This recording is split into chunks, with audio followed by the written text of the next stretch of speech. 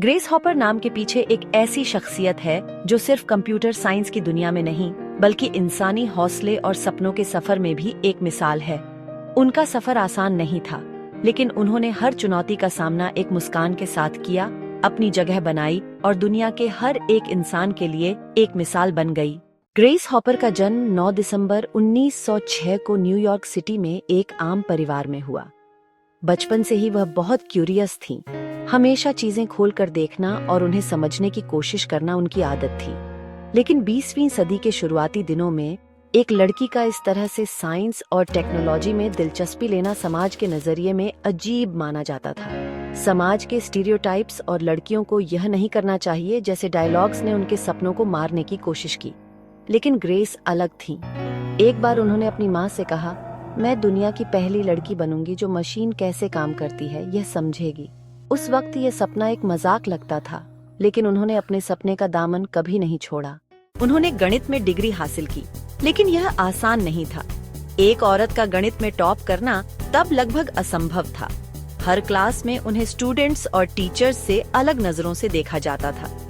एक बार एक प्रोफेसर ने कहा, तुम इतनी स्मार्ट हो, लेकिन शायद तुम्हारी जगह घर के किचन में है। यह बात उनके दिल को छू गई, लेकिन उन्होंने इस बात को अपने हौसले के इंजन का फ्यूल बना लिया। उन्होंने अपने सपनों को छूने के लिए एक कदम और आगे बढ़ाया और येल विश्वविद्यालय से पीएचडी करने वाली कुछ चुनिंदा औरतों में से एक बनी।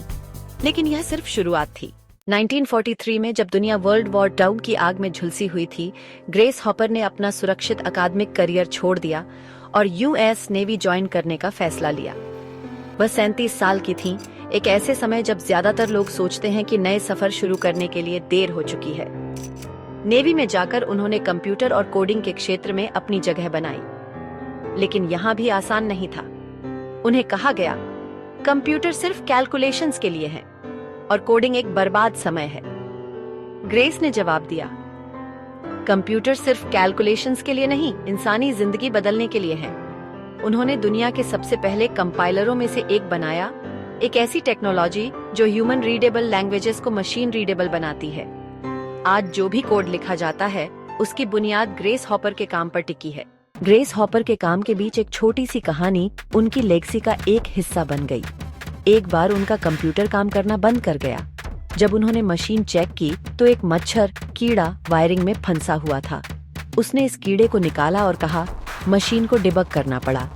यह एक मजाक था, लेकिन आज पूरी दुनिया सॉफ्टवेयर एरर को बग्स और उन्हें ठीक करने को डेबगिंग कहती है। ग्रेस हॉपर का एक और महान योगदान असेंबली लैंग्वेज के सफर में था। उन दिनों कंप्यूटर को सिर्फ मशीन कोड यानी 0 और 1 के जरिए समझाया जाता था। एक एक इंस्ट्रक्शन को लिखना इतना टीडियस था कि एक छोटी सी प्रोग्राम लिखने में भी महीनों लग जाते थे। ग्रेस ने यह देखा और सोचा, क्या हम कंप्यूटर के साथ इंसानी भाषा में बात नहीं कर सकते? ये सपना उस समय के लिए सोचना भी मुश्किल था, लेकिन ग्रेस का विजन स्पष्ट था। उन्होंने एक ऐसी भाषा बनाने पर काम शुरू किया जो मशीन कोड को इंसान रीडेबल बनाए। यहीं उन्होंने असेंबली लैंग्वेज का कॉन्सेप्ट इंट्रोड्यूस किया, एक ऐसी भाषा जो इंसानों के लिए समझना आसान हो और कंप्यूटर भी इसे एग्जीक्यूट कर सके। असेंबली लैंग्वेज के बाद ग्रेस ने और आगे बढ़कर COBOL, common business oriented language का विकास किया, जो दुनिया के पहले हाई लेवल प्रोग्रामिंग लैंग्वेज में से एक है। यह दुनिया के हर बिजनेस और गवर्नमेंट सिस्टम का एक कोर पार्ट बन गई। ग्रेस हॉपर की वजह से प्रोग्रामिंग इंसानों के लिए ज्यादा एक्सेसिबल हुई। उन्होंने मशीन और इंसान के बीच का गैप खत्म कर दिया और एक नए सॉफ्टवेयर युग की शुरुआत की।